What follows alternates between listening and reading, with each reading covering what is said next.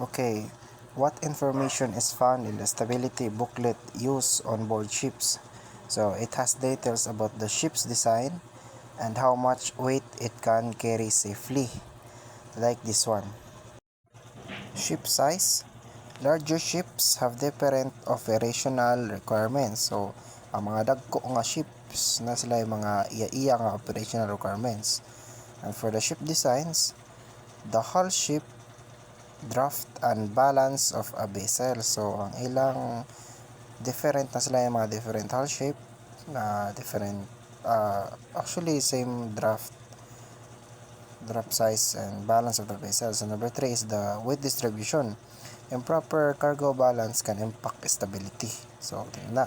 So, the port limitation. Na po na limit ang port for the cargo. Second is includes calculation for how the ship floats and stay balanced when loaded with cargo, fuel, or passenger.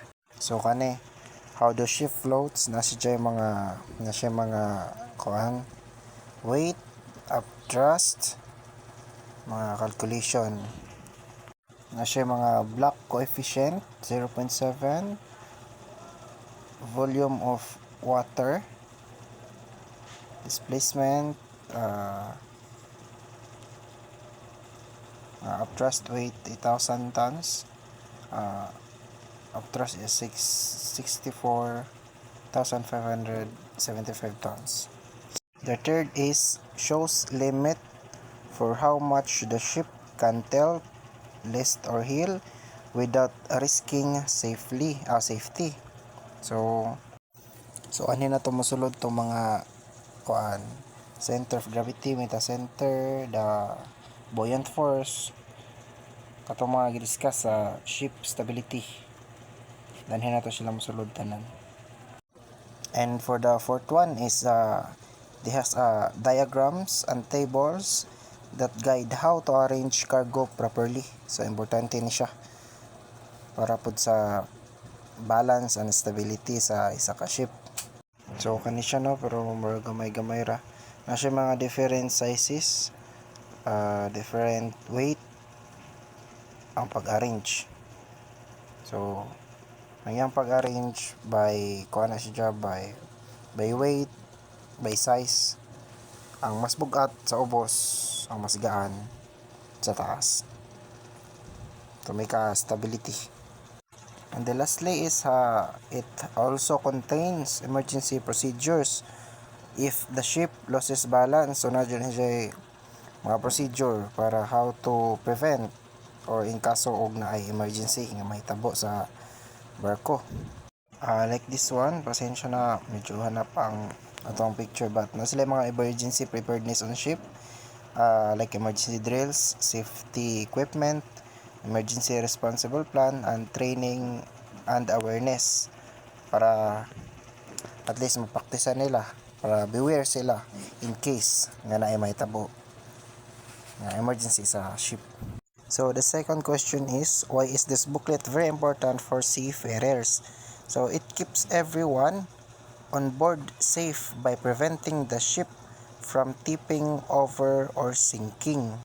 Second is helps crew plan how to load cargo correctly so the ship sails smoothly. So mato ganiha, so naay mga cargo planning unsaon pag put the cargo sa ship to sails smoothly. So the third one is follow international safety rules that all ship must obey. So as for what we discussed lately, COLREG is one of the international safety rules that ship must obey. And the fourth one is gives clear step to take if there's a problem with stability like during bad weather. So importante ni siya dili lang ang sa ship ang atong kuan sigurado, but also the crew, the member of the ship, kay siyempre kinabuhi ang atong dala. So if we did not clear step kung naay mga during the bad weather, so na possibility nga matakilid ang barko or masimba ko bang na emergency may tabo. So it's important to have a clear step first before sailing or navigating. So the last one is, without it, seafarers won't know the ship's limit and could make dangerous mistake. O tinod. So kung wala ni sila nga kuan mga important reminders, mga seafarers walay alamag sa mga ship limits and could make dangerous mistakes. So this is important. This is the important of the booklet of seafarers. This is why it's very important to know the rules, to know the different like cargo arrangement like that. So ever daghan pag may balaan. So mo to the very important and the importance of the ship booklets for the seafarers. Thank you.